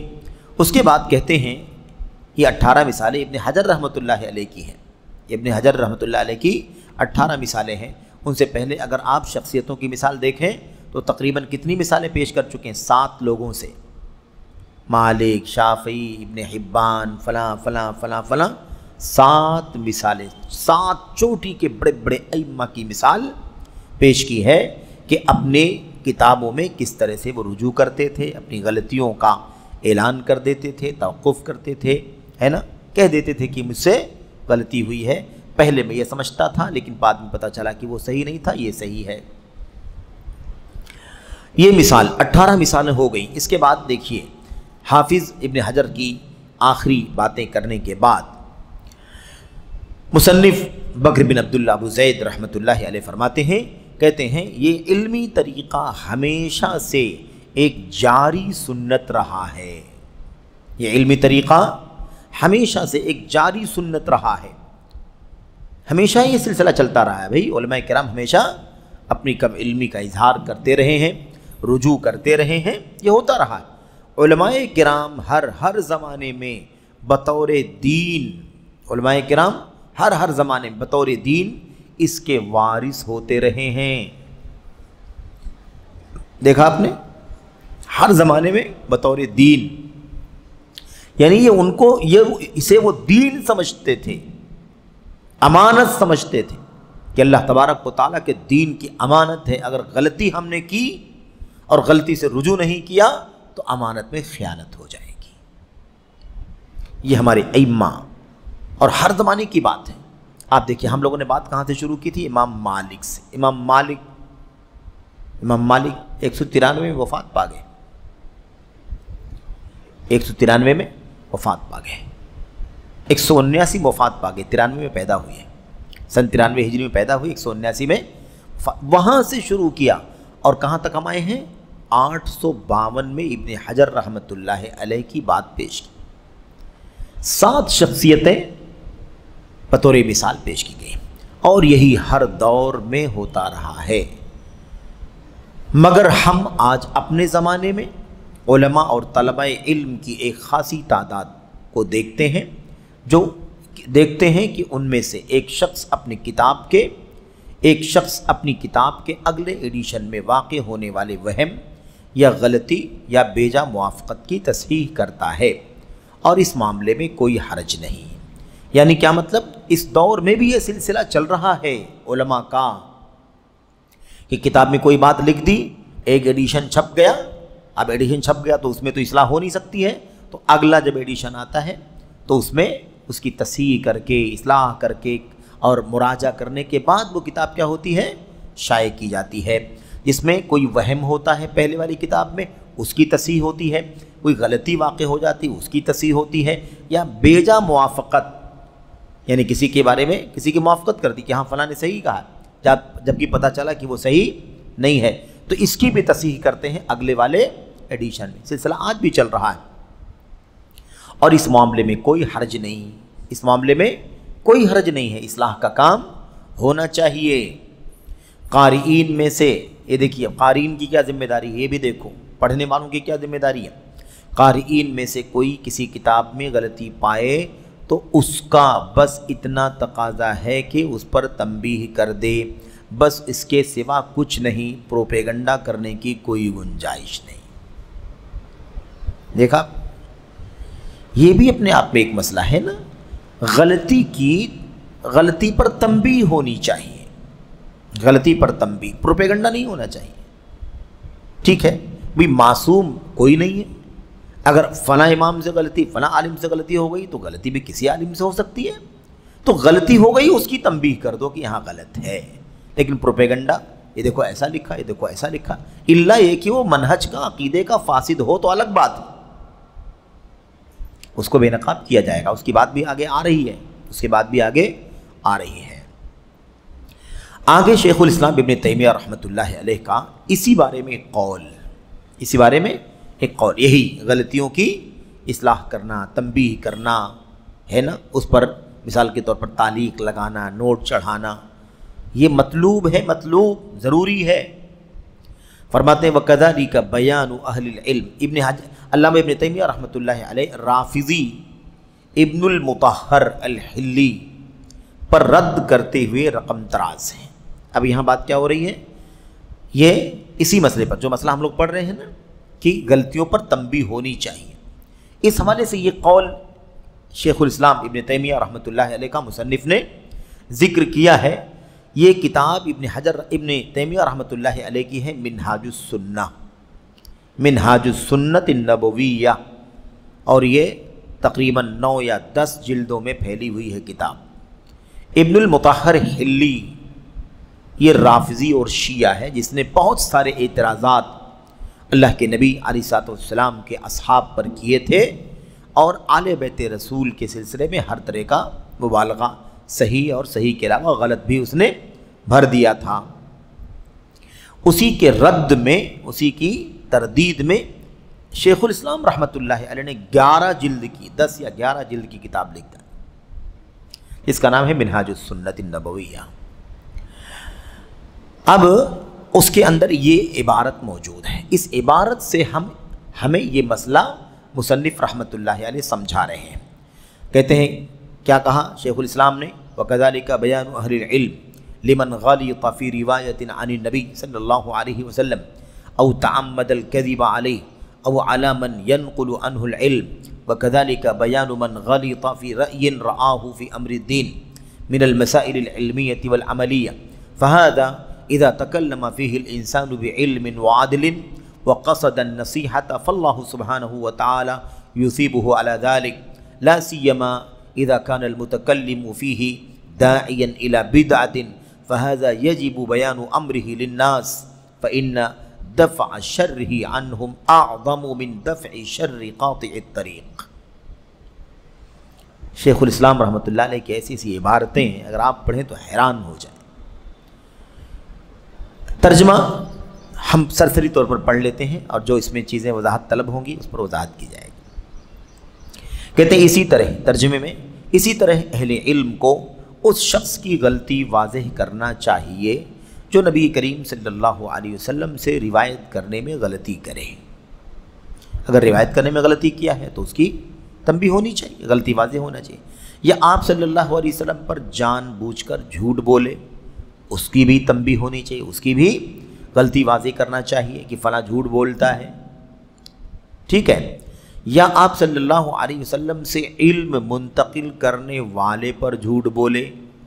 اللہ کے نبی سے علم منتقل کرنے والا کون ہوتا ہے؟ صحابی رسول، اس صحابی کے علاوہ تو اور کوئی ہے ہی نہیں جو اللہ کے نبی علیہ السلام سے براہ راست علم منتقل کرے۔ ہاں، اگر اس معنی میں لیا جائے کہ نبی کریم صلی اللہ علیہ وسلم کی حدیثیں موجود ہیں اور اس کو بیان کر رہا ہے، تو بیان تو ہم بھی اس دور میں بھی ہم کر سکتے ہیں ان حدیثوں کو، لیکن اگر ہم غلط بیان کر رہے ہیں یا ہم صحیح بیان کر رہے ہیں اور ہمارے اوپر کوئی کیا کر رہا ہے؟ علم منتقل کرنے والے پر جھوٹ بول رہا ہے کہ ہم غلط بول رہے ہیں، غلط حدیث بیان کر رہے ہیں، تو اس پر بھی تنبیہ کرنا ضروری ہے، اس کی بھی غلطی واضح کرنا ضروری ہے۔ اسی طرح اب اس کے بعد دیکھیے، اسی طرح اس شخص کی غلطی بیان کرنا جو دین کے علمی اور عملی مسائل کی بابت، یعنی اس کے بارے میں اپنی کسی رائے میں غلطی کرے اس کی بھی غلطی واضح کرنا ضروری ہے. یعنی ابھی تک جو بات چل رہی تھی وہ بات تو کس کے بارے میں تھی؟ حدیث رسول میں جھوٹ بول دیا، روایت کرنے میں غلطی کیا، کسی نے اللہ کے نبی کی حدیث کو نقل کیا تو کسی نے اس کے اندر بھی کیا کر دیا، اس پر جھوٹ بول دیا روایت نقل کرنے والے پر، تو اس کو بے نقاب کیا جائے گا. لیکن اس کے بعد آگے اب یہ جو بات کہہ رہے ہیں یہ ہمارے موضوع سے تعلق رکھتا ہے، ہمارے موضوع سے تعلق رکھتا ہے. کہتے ہیں اسی طرح اس شخص کی غلطی بیان کرنا جو دین کے علمی اور عملی مسائل کے بارے میں اپنی کسی رائے میں غلطی کرے. اب بہت سارے مصنفین ہیں، رائٹرز ہیں، کتابیں لکھنے والے ہیں، بہت سارے علماء ہیں یا نان علماء ہیں جو کتابیں لکھ رہے ہیں مثال کے طور پر، تو کہتے ہیں دین کے علمی اور عملی مسائل میں اپنی رائے پیش کر رہا ہے اور غلط رائے پیش کر رہا ہے. اور یہ تو آج بہت ہو رہا ہے، یہ تو بھرا پڑا ہے، یہی تو مسئلہ ہے اس وقت کا سب سے خطرناک، دین کے علمی مسائل اور عملی مسائل. عملی مسائل فقہ کے مسائل، نماز، روزہ، حج، زکوٰۃ، نکاح، طلاق، حلال حرام کے، یہ سب کیا ہے؟ عملی مسائل. اور علمی مسائل عقیدے کا مسئلہ، ایمان کا مسئلہ، ٹھیک ہے، ایسے ہی منہج کا مسئلہ، سنت کا مسئلہ، اس طرح کے مسائل. ان مسائل تو چاہے علمی مسائل ہوں یا عملی مسائل، ان کے بارے میں کوئی اپنی رائے پیش کر رہا ہے تو اس میں غلطی کر رہا ہے، اس کی غلطی بیان کرنا بھی ضروری ہے، واضح کرنا ضروری ہے. کیوں؟ کہتے ہیں کہ اگر اس مسئلے میں انسان علم و تحقیق یہ کام کرنا ضروری ہے. کیوں؟ اس لیے کہ اگر اس مسئلے میں انسان علم و تحقیق اور عدل و انصاف کی بنیاد پر نیز خیر خواہی کے ارادے سے گفتگو کرے گا تو اللہ تعالیٰ اسے اس پر ثواب دے گا. دیکھا آپ نے؟ تو جو ردود، جو نقد، جو غلطی کو بیان کرنے کا کام چل رہا ہے، اس پر اللہ تبارک و تعالیٰ اجر عطا فرمائے گا، ثواب دے گا. لیکن شرط یاد رہے، علم و تحقیق اور عدل و انصاف، علم و تحقیق اور عدل و انصاف کی بنیاد پر اور خیر خواہی کے ارادے سے، خیر خواہی کے ارادے.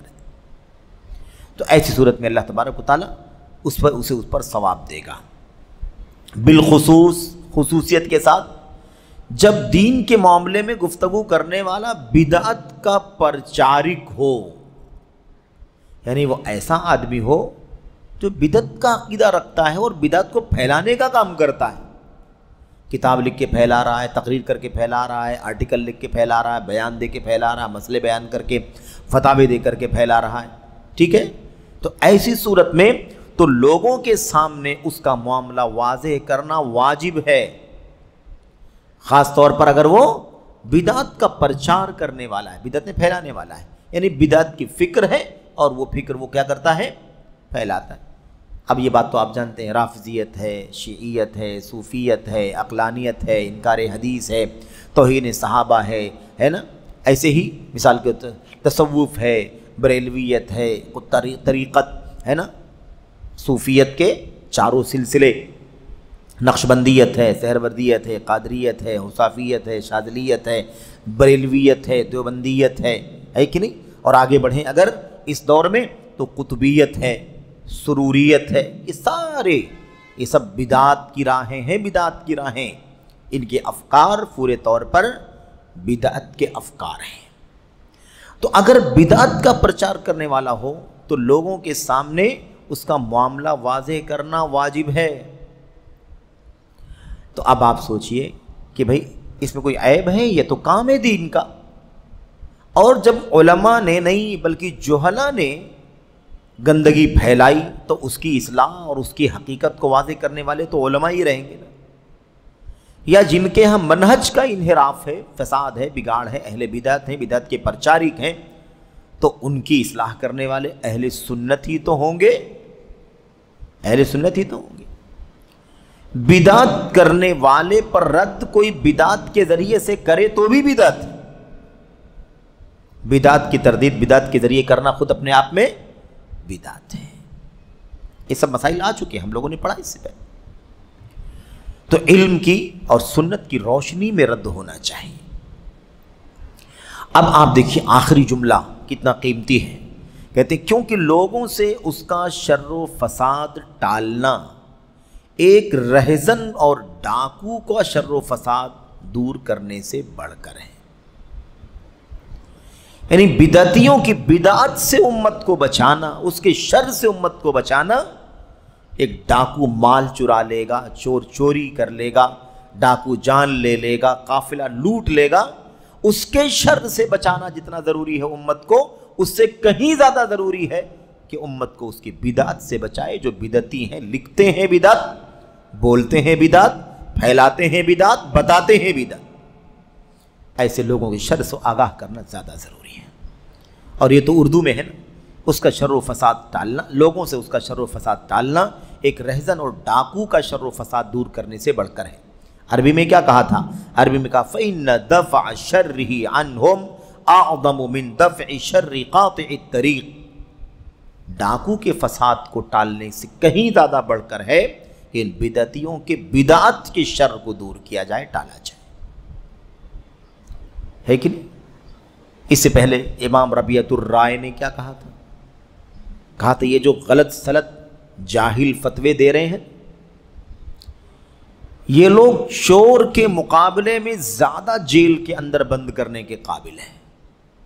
چوروں کو بعد میں بند کرنا، پہلے ان ڈاکوؤں کو بند کرو جو دین اور عقیدے کے مسئلے میں ڈاکے ڈالتے ہیں، جو جہالت کے ساتھ امت کو مسئلے بتاتے ہیں، فتوے دیتے ہیں۔ ایسے لوگوں کو کیا کرنا ہے؟ سب سے پہلے ان کو جیل میں ڈالنا چاہیے۔ یہ امام ربیعۃ الرائے رحمۃ اللہ علیہ نے کہا تھا۔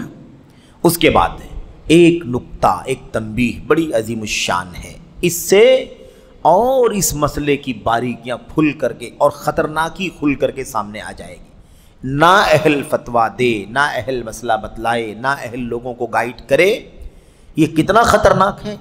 اس آخری نکتے سے اہم تنبیہ کے نام سے جو ہیڈنگ قائم کی گئی نا، مختصر، اس کو پڑھنے سے بات سمجھ میں آئے گی۔ بعض تاریخی واقعات سے کیا کہتے ہیں؟ بعض تاریخی واقعات جن سے معلوم ہوتا ہے کہ فتویٰ دینا اسی پر موقوف و منحصر ہے، یعنی اسی پر ڈیپینڈ ہے جسے اجازت دی گئی ہو۔ فتویٰ کون دے گا؟ جسے حاکم کی طرف سے اجازت دی گئی ہو۔ اب اگر شاہ سلمان حافظہ اللہ کی طرف سے فتویٰ کمیٹی مقرر ہو گئی ہے کہ یہ 22 لوگ 23 لوگ 24 لوگ فتوے دیں گے، تو ان کے علاوہ کوئی فتویٰ نہیں دے گا۔ بات سمجھ میں آ رہی؟ اب کوئی بہت سارے علماء کھڑے ہو جائیں، ہم بھی تو عالم ہیں، کیوں فتویٰ نہیں دیں گے؟ نہیں دیں گے بھائی آپ، کیونکہ ولی امر کا حکم ہے کہ فتویٰ دینے کا کام فلاں فلاں لوگوں کے سپرد کیا گیا ہے۔ آپ کو علم ہے، آپ کے علم سے انکار نہیں ہے، آپ کے پاس صلاحیت ہے، سے انکار نہیں۔ اگر آپ کے پاس علم و صلاحیت ہے اور کسی مسئلے میں اگر آپ کچھ کہنا چاہتے ہیں تو فتویٰ کمیٹی کو کہیں، فتویٰ کمیٹی وہ ذمہ داری ادا کرے گی۔ کیوں؟ تاکہ ایک نظام بنا رہے، جنگل راج نہ ہو جائے کہ جتنے اسٹیج اتنے مفتی، یہ نہ ہو جائے۔ آپ سوچئے کہ علماء کے بارے میں یہ بات ہے، تو اگر جہلا فتویٰ دینے پر لگ جائیں تو کیا حال ہوگا امت کا؟ آئیے دیکھتے ہیں کیا کہا۔ جسے اجازت دی گئی وہی فتویٰ دے گا، کسی اور کے لیے نہیں۔ فتویٰ دینا اور کسی اور کے لیے جائے صحیح نہیں ہے، جس کو اجازت دی جائے وہی فتویٰ دے، اور دیگر لوگوں کو چھوڑ کر صرف کچھ ہی لوگوں تک محدود ہے، دیگر لوگوں کو چھوڑ کر صرف کچھ ہی لوگوں تک جن کو اجازت ملے گی۔ اس بات کو، جو یہ بات ہے نا کہ جس کو اجازت ہوگی وہی فتویٰ دے گا، اس بات کو کہتے ہیں سمجھنے کے لیے ان میں سے ایک واقعہ وہ ہے، اجازت جن کو دی گئی وہی فتویٰ دیں گے۔ اس کی دلیلوں میں وہ واقعہ ہے جسے ابن سیرین رحمہ اللہ نے روایت کیا ہے۔ کیا ہے واقعہ؟ عمر رضی اللہ عنہ نے ابو مسعود بدری جن کا نام عقبہ ہے، ابو مسعود رضی اللہ عنہ، ابن مسعود نہیں ہے یہ ابو مسعود بدری ہیں۔ ابن مسعود تو الگ ہیں، عبداللہ مسعود، یہ ابو مسعود ہیں جن کا نام عقبہ ہے، عقبہ بن عامر رضی اللہ عنہ سے کہا، عمر بن خطاب نے کہا۔ عمر بن خطاب کون ہے؟ امیر المومنین۔ عمر بن خطاب امیر المومنین، مسلمانوں کے حاکم ہیں، خلیفہ ہیں، خلیفہ ثانی، خلیفہ دوم، انہوں نے ابو مسعود سے کہا نبئت انک تفتی الناس ولست بامیر فولی حار رہا من تولا قار رہا. اور تاریخی واقعہ، وہ تاریخی جملہ ہے. کیا کہا عمر بن خطاب نے؟ بھائی امیر المومنین نے کس سے کہا؟ ابو مسعود انصاری بدری رضی اللہ عنہ سے کہا یہ بات. مجھے بتایا گیا ہے کہ تم لوگوں کو فتویٰ دیتے ہو حالانکہ تم امیر نہیں ہو. فتویٰ کون دے گا؟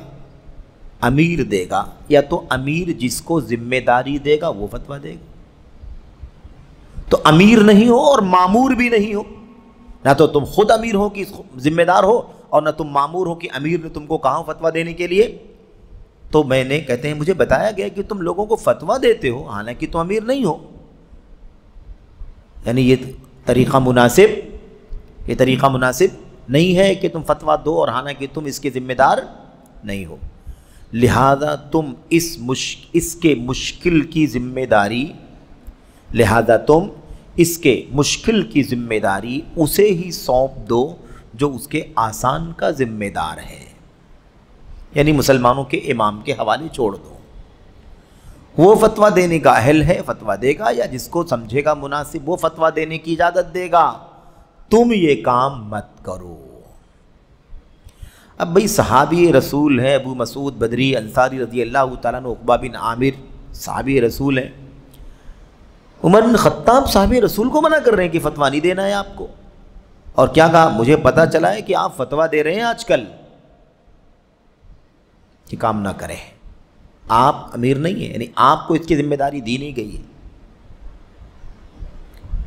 اس لیے اس کے مشکل کی ذمہ داری اسی کے حوالے کر دو جس کے حوالے اس کے آسان کی ذمہ داری ہے.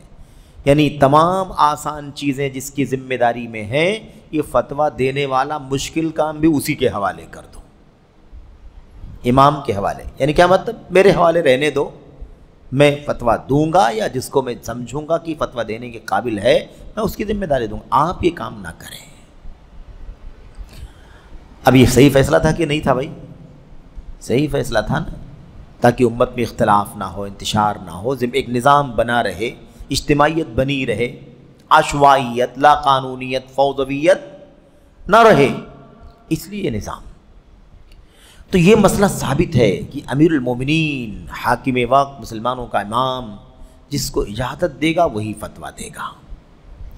تو اسلام میں تو اتنا مضبوط نظام ہے کہ اجازت کے بغیر علم والے بھی فتوے نہیں دیں گے. تو آج امت کی پستی کا یہ حال ہے کہ علماء تو جانے تو جہلا فتوے دے رہے ہیں. کتنی مشکل آ گئی بھائی امت کے اوپر، بتائیے ذرا. دیکھ لو جاہلوں کو، اسٹیج سجے ہوتے ہیں اور ایک ایک گھنٹے میں 25-25 30 سوالات کے جواب، 50-50 کے جوابات دے کر کے نکل جاتے ہیں.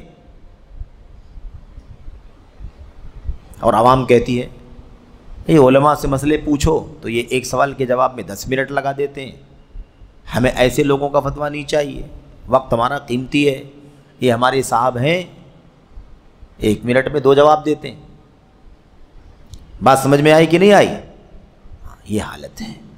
ایسا سمجھ رکھا ہے کہ کوئی دنیاوی مسئلہ ہے، ہر آدمی ہر ٹٹ پجیا اپنی رائے دیتا پھرے، جس کے جو سمجھ میں آئے بول دے. دین کا مسئلہ ہے نا بھائی، عقیدے کا، ایمان کا، عمل کا، لوگوں کی جان، لوگوں کے مال، لوگوں کے آبرو، لوگوں کے ایمان کا مسئلہ جڑا ہوا ہے. تو یہ ایک جملے والا جواب نہیں ہوتا، اس کے اندر اس کی دلیل چاہیے، اس کا حوالہ چاہیے، اس کی شواہد چاہیے، اس کی مثالیں چاہیے، تب مسئلہ واضح ہوگا نا. میرے اپنے باپ کا دین تو نہیں ہے کہ میں بول کر کے نکل جاؤں، حلال ہے بس آپ کریں کوئی بات نہیں ہے. میری ذمہ داری ہے کہ میں بتاؤں حلال ہے تو کیوں حلال ہے، اس کی دلیل کیا ہے، قرآن، سنت، صحابہ. حرام ہے تو کیوں حرام ہے، اس کی دلائل کیا ہیں. یہ طریقہ ہوتا ہے دلیل کو، مسئلے کو دلیل کے ساتھ بیان کرنا، مسئلے کو دلیل کے ساتھ بیان کرنا، یہ طریقہ ہوتا ہے. تو یہ بات سمجھ میں آ گئی. اس کے بعد دیکھیے آگے امام ذہبی رحمہ اللہ اس کے بعد فرماتے ہیں، یعنی یہ بات جو آپ کے سامنے ابھی آئی ہے، یہ بات امام ذہبی نے اپنی کتاب سیر اعلام النبلاء میں لکھی ہے. اور یہ واقعہ لکھنے کے بعد عمر بن خطاب کا اور ابو مسعود انصاری کا واقعہ لکھنے کے بعد پھر اس کے بعد اس پر نوٹ لگا رہے ہیں، نتیجہ نکال رہے ہیں. اس سے معلوم ہوتا ہے، یہ حافظ ذہبی کہہ رہے ہیں، کتاب کے مصنف نہیں، سیر اعلام النبلاء کے مصنف حافظ ذہبی رحمۃ اللہ علیہ فرماتے ہیں اس سے معلوم ہوتا ہے کہ عمر رضی اللہ عنہ کا موقف یہ تھا کہ امام وقت بلا اجازت فتویٰ دینے والوں کو منع کرے۔ منع کرنا ضروری ہے، ولی امر کی ذمہ داری ہے کہ وہ کیا کرے؟ بلا اجازت فتویٰ دینے والوں کو روکے۔ دیکھو کتنی باریکی سے، یہ نہیں کہا، اس سے معلوم پڑتا ہے کہ بلا اجازت فتویٰ نہیں دینا چاہیے، یہ تو ثابت ہو ہی گیا۔ یہ ثابت ہوتا ہے کہ بلا اجازت جو فتویٰ دے اس کو امام کیا کرے؟ روکے، آپ فتویٰ نہیں دے سکتے، یہ مسئلہ ثابت ہوتا ہے۔ اور اگر آج ہمارے علماء اگر تنبیہ کر دیں کہ بھائی آپ اس میدان کے نہیں ہیں، نااہل ہیں، آپ اللہ واسطے ایسی حرکت نہ کریں، تو لوگ کہتے ہیں کیا علماء کی اجارہ داری ہے؟ علماء کی مونوپولی ہے، وہی تقریریں کریں گے، وہی فتوے دیں گے، وہی مسائل بتائیں گے۔ یہ حل ہو گیا میرے بھائیوں، اجارہ داری کی کیا بات ہے؟ اہل ہو تو آؤ، نہ اہل ہو تو چپ رہو، خاموش رہو۔ بڑے بڑے علماء، امام مالک جیسے لوگ 40 میں سے 4 کا جواب دیتے ہیں، 36 کے بارے میں کہہ دیتے ہیں میں نہیں جانتا۔ اجارہ داری کا مسئلہ نہیں ہے، اور اجارہ داری کیوں نہ ہو، علم اہل علم سے جڑا ہوا ہے، اہل علم ہی علم کے بارے میں اہلیت رکھتے ہیں کہ وہ بولیں، اور جو اہلیت رکھتے ہیں اتنا بولیں۔ تو اجارہ داری کی کیا بات ہے؟ کیا کہ یہ زمین ہے، جائیداد ہے، پراپرٹی ہے، دولت ہے، علم ہے نا، تو جو جس کا اہل ہے وہ کام کرے اپنا، یہ ہے مسئلہ۔ تو سیر عالم، اچھا اس کے بعد دیکھا آپ نے بلا اجازت فتویٰ دینے والوں کو منع کرے، یہ کس کی ذمہ داری ہے؟ حاکم، ولی امر، امام المسلمین کی ذمہ داری ہے کہ روک تھام ہونی چاہیے۔ اور بہرحال یہ تو خلافت راشدہ کی بات چل رہی ہے، انہوں نے روکا، منع کیا، سمجھ رہے ہیں؟ آگے جب ہم پڑھیں گے نا خلافت بنو امیہ، بنو عباسیہ، تو آپ کو واقعات ملیں گے کہ ان ادوار میں حکمرانوں نے باقاعدہ ایسے بلا اجازت مسئلے فتوے دینے والوں کو جیل کی سلاخوں میں ڈالا، کوڑے مارے، سزا دی ایسے لوگوں کو، اور امت کے علماء نے سر عام، سر بازار ایسے نااہل مفتیوں کو ذلیل اور رسوا کیا۔ اس کی مثالیں، اس کے شواہد بہت ساری ہیں، چونکہ کتاب اسی پر ہے، آگے باتیں انشاءاللہ تبارک و تعالیٰ بہت ساری آ رہی ہیں۔ امام ذہبی رحمہ اللہ اپنی کتاب سیر اعلام النبلاء میں عطا ابن ابی رباح رحمہ اللہ کی سیرت میں فرماتے ہیں، یہ دیکھو ایک اور مثال، اب صحابی کی مثال ہو گئی نا، یہ تابعی کی مثال دیکھو، تابعی کی مثال۔ اب عطا ابن ابی رباح تابعی ہے، 114 ہجری میں وفات پائے۔ ابراہیم بن عمر بن کیسان نے روایت کیا ہے، فرماتے ہیں مجھے یاد ہے کہ بنو امیہ کے دور میں ایام حج میں کچھ لوگ ایک منادی کو حکم دیتے تھے کہ وہ لوگوں میں آواز لگائے۔ کیا آواز لگائے؟ حج کے ایام میں، اور اس بات کا اعلان کیا جاتا تھا کیا؟ لوگوں کو صرف عطا ابن ابی رباح فتویٰ دیں گے، خبردار کوئی فتویٰ نہیں دے گا۔ فتویٰ کون دے گا؟ عطا ابن ابی رباح۔ یہ ابن عباس رضی اللہ تعالی عنہ کے بڑے عظیم شاگرد ہیں۔ کون؟ عطا ابن ابی رباح، ٹھیک ہے۔ اگر عطا نہ ہو، عطا ابن ابی رباح نہ ہو، تو عبداللہ بن ابو نجیح فتویٰ دیں گے رحمہم اللہ۔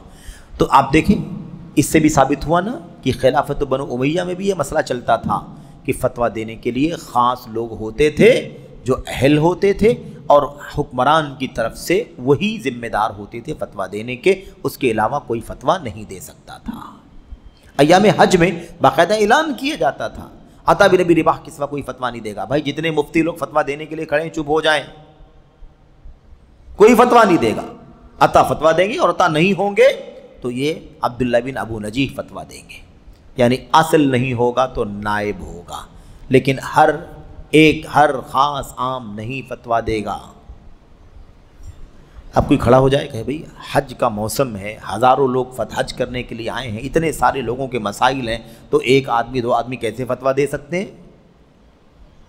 یہ کہہ کر کہ ہر ایک مفتی بن جائے، ہر ایک مفتی کا مقام لے لے۔ بھئی آپ کو ہم کو سمجھ میں آتا ہے، یہ حکمرانوں کو سمجھ میں نہیں آیا تھا؟ ان کو اللہ تعالیٰ کا ہم سے زیادہ خوف تھا کہ نہیں خوف تھا؟ لیکن وہ دین کو ایسے ہی باقی رکھنا چاہتے تھے جیسے اترا ہے، تاکہ اس کے ساتھ کوئی کھلواڑ نہ ہونے پائے۔ دین کو بچانے کی فکر ہوتی تھی، یہ تھا مسئلہ۔ امام مالک رحمہ اللہ کی سیرت میں خطیب بغدادی نے اپنی سند سے حماد بن زید سے ذکر کیا ہے کہ انہوں نے مدینے میں ایک منادی کو آواز لگاتے ہوئے سنا کہ رسول اللہ صلی اللہ علیہ وسلم کی مسجد میں امام مالک کے علاوہ کوئی فتویٰ نہیں دے سکتا۔ دیکھا مدینے میں فتویٰ کون دے گا؟ امام مالک رحمۃ اللہ علیہ۔ اب کوئی کہے کہ امام مالک ہی فتویٰ دیں گے اور کوئی فتویٰ نہیں دے گا، جبکہ امام مالک کی سیرت میں کیا لکھا ہوا ہے؟ 40 سوال کیے گئے تو 36 کے بارے میں کہا کہ میں نہیں جانتا، 4 کے بارے میں کہا، 4 کے بارے میں جواب دیا، اور 36 کے بارے میں کہا لا ادری میں نہیں جانتا۔ اور جب موت کا وقت آیا تو رونے لگے، بلبلانے لگے، پھوٹ پھوٹ کر زار و قطار رونے لگے۔ لوگوں نے پوچھا کیا مسئلہ ہے؟ کیا مسئلہ ہے؟ آپ رو رہے ہیں؟ مسجد نبوی میں برسوں تک علم حدیث پڑھاتے رہے، موطا جیسی کتاب کے مصنف ہیں، لوگوں کو اللہ کے دین کی رہنمائی کرتے رہے، آپ رو رہے ہیں؟ آپ سے اونچے مقام کا اس وقت کون ہے؟ انہوں نے کہا کہ نہیں، مسئلہ یہ ہے کہ میں نے ایک مجلس میں 40 سوالات کیے گئے تھے، میں نے 4 کا جواب دیا تھا، اور بعض روایتوں میں ہے کہ 10 کا جواب دیا تھا، 30 کا جواب نہیں دیا تھا، بعض روایتوں میں ہے کہ 4 کا جواب دیا تھا، 36 کا جواب نہیں دیا تھا۔ کہتے ہیں میں نے جو 4 کا جواب دے دیا تھا، 10 کا جواب دے دیا تھا، مجھے اس کی فکر ہے کہ وہ غلط ہو گئے ہوں گے تو اللہ کے ہاں کیا جواب دوں گا۔ جس کا جواب نہیں دیا اس میں تو مجھے بہت اطمینان ہے کہ میں نے اس کا جواب نہیں دیا، لیکن جو 4 کا جواب 10 کا جواب دیا تھا اس کے بارے میں اللہ پوچھے گا کہ تم نے کیوں غلط جواب دیا، تو میں اللہ تعالیٰ کے سامنے اپنی برات کے لیے کیا کہوں گا، اس لیے میں رو رہا ہوں۔ اور امام مالک کے سوا مدینے میں کوئی فتویٰ نہیں دے گا۔ دیکھا آپ نے، امام مالک کے سوا مدینے میں کوئی فتویٰ نہیں دے، یہ ہے۔ بہرحال کہتے ہیں لہذا اللہ تعالیٰ نے جس کے ہاتھ میں اختیار و اقتدار دیا ہے اس پر واجب ہے کہ فتویٰ دہی کے باب میں علم کے جھوٹے دعوے داروں پر پابندی عائد کرے۔ دیکھا آپ نے، علم کے جھوٹے دعوے داروں پر پابندی عائد ہونی چاہیے۔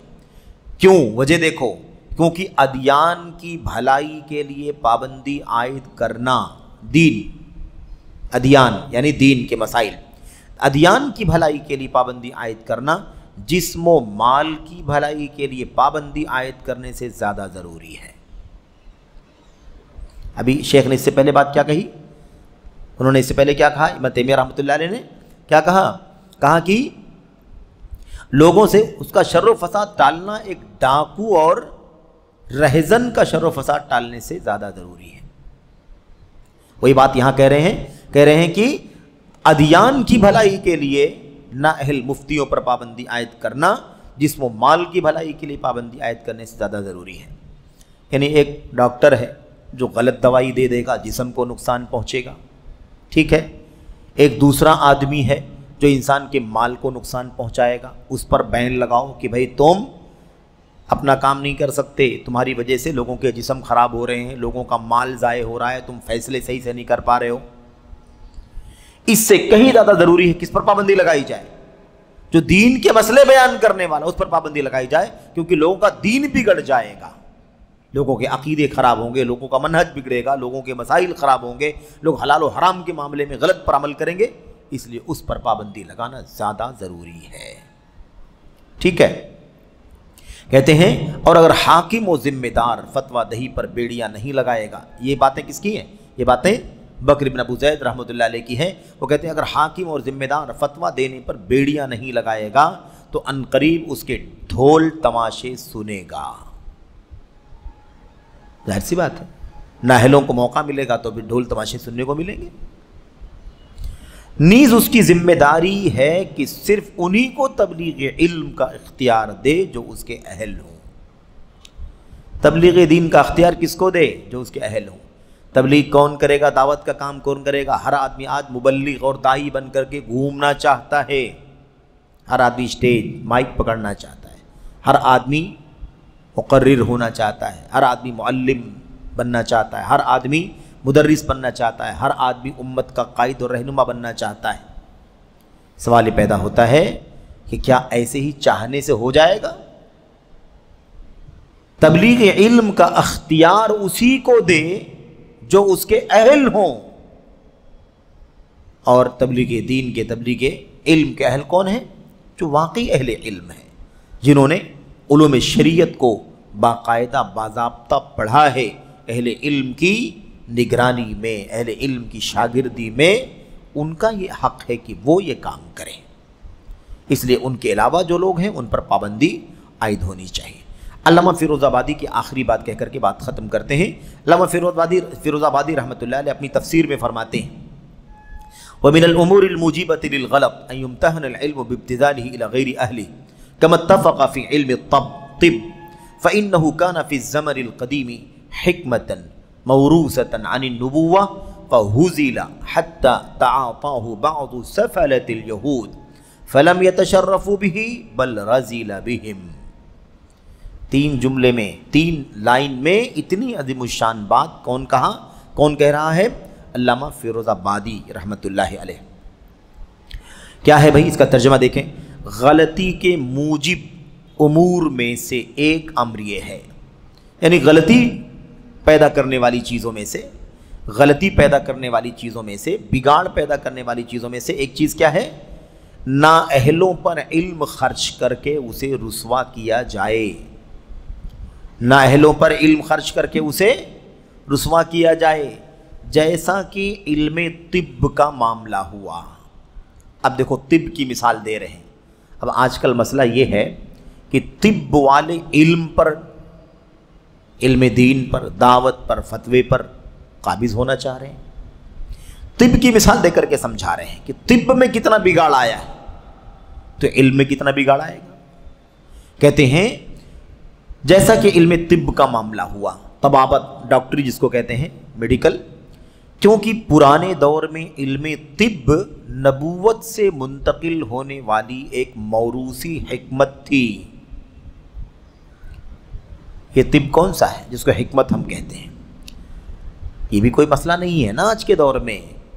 फिर नाअहल तबीब हैं तो नाअहल तबीबों से बहुत ज़्यादा नाअहल हुक्मा हैं। बहुत सारे नाअहल झूठे हुक्मा घूम रहे हैं और हिकमत के नाम पर, हकीम के नाम पर लोगों की जेबों पर डाके डाल रहे हैं, लोगों के माल बर्बाद कर रहे हैं, लोगों की जिस्मों से, उनकी सेहत से खिलवाड़ कर रहे हैं। और आजकल तो बहरहाल बहुत सारी खबरें मीडिया के ज़रिए से मिलती भी हैं। 10 साल से 20 साल से कोई फ्रॉड कर रहा था, कोई तिब का नाम लेकर दवाइयाँ दे रहा है, कोई हिकमत का नाम लेकर के दवाइयाँ दे रहा है, हालांकि वो क्या है? झूठा है, वो सच्चाई नहीं है। तो क्या कहा? एक मौरूसी हिकमत थी, नबी करीम सल्लल्लाहु अलैहि वसल्लम से मुंतकिल होने वाली एक मौरूसी हिकमत थी, मगर उसे खिलवाड़ बना लिया गया, यहाँ तक कि उसे बाज़ घटिया, सतही, जलील यहूदियों ने हासिल किया। वो निकल करके कहाँ चला गया? यहूदियों ने भी उसे हासिल करना शुरू कर दिया। लिहाजा वो उससे शरफयाब न हुए, बल्कि उनके सबब वही पस्त हो गया। भाई वो जब इल्म नबूवत से आया हुआ है, तिब्बे नबवी आप जानते हैं ना, तिब्बे नबवी, शहद है, कलौजी है, फला है, फला, जो अल्लाह के नबी सल्लल्लाहु अलैहि वसल्लम के तिब के अंदर मौजूद है। अब उसी वरासत को आगे चलते चलते लोगों ने हासिल किया था। तब तक तो ठीक था, लेकिन उसके बाद नाअहल यहूदी, जलील किस्म के यहूदियों ने उसके अंदर घुसपैठ करना शुरू कर दिया। उन लोगों ने उसे हासिल किया। तो जब यहूदियों ने उसे पकड़ लिया, तिब के इल्म को, तो नतीजा क्या निकला? कहते हैं कि फलम यतशर्रफू बिही बल रज़िला बिहिम। इस इल्म तिब से इन्हें तो कोई शरफ नहीं मिला, لیکن ان ذلیلوں کی وجہ سے علم طب بدنام ہو گیا۔ ان لوگوں کو، ان یہودیوں کو علم طب سے شرف نہیں ملا۔ نبوت کا علم کہاں سے ان کو شرف ملے گا؟ یہودیوں کو تو انہیں شرف نہیں ملا، لیکن ان نااہلوں کی وجہ سے، ان ذلیلوں کی وجہ سے یہ علم طب کیا ہو گیا؟ علم طب پست ہو گیا، یعنی فائدہ اٹھانے کے بجائے انہوں نے علم طب ہی کو نقصان پہنچا دیا۔ بہرحال اسی طرح تفسیر القرطبی ملاحظہ فرمائیں کیونکہ اس میں بڑی اہم بات ہے۔ اسی طرح موجودہ دور کی سرسری صورتحال ہم لوگوں نے اس سے پہلے پڑھا ہے نا، اسی کتاب میں شروع میں موجودہ وقت کی سرسری صورتحال، اس میں جامع بیان العلم اور ایسے ہی الاعتصام امام شاطبی رحمہ اللہ سے 2 اقتباسات گزر چکے ہیں، یعنی شیخ حوالہ دے رہے ہیں کہ وہ پچھلی باتیں جو آ چکی ہیں اسے بھی پڑھیں کیونکہ وہ اس سلسلے میں وہاں پر بھی وضاحت آ چکی ہے۔ تو یہ ہے میرے بھائیوں، میرے دوستوں، عزیزوں، ساتھیوں، اور جو لوگ بھی ان باتوں کو سن رہے ہیں کہ فتوے کے باب میں یہ جو رویہ چل رہا ہے اس کا خطرناک انجام کیا ہونے والا ہے، اس پر اس کی روک تھام ہونی چاہیے، اس پر قدغن لگنا چاہیے، بین جس کو ہم کہتے ہیں، روک تھام لگنی چاہیے، اور نااہلوں کو ہرگز ہے نا دوسرے میدانوں میں گھسپیٹ کرنے کا موقع نہیں دینا چاہیے۔ جن کو اختیار اللہ تعالیٰ نے دیا ہے ان کی ذمہ داری ہے کہ اس ذمہ داری کو ادا کریں۔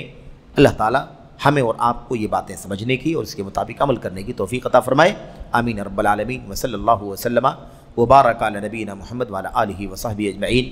السلام علیکم ورحمۃ اللہ وبرکاتہ۔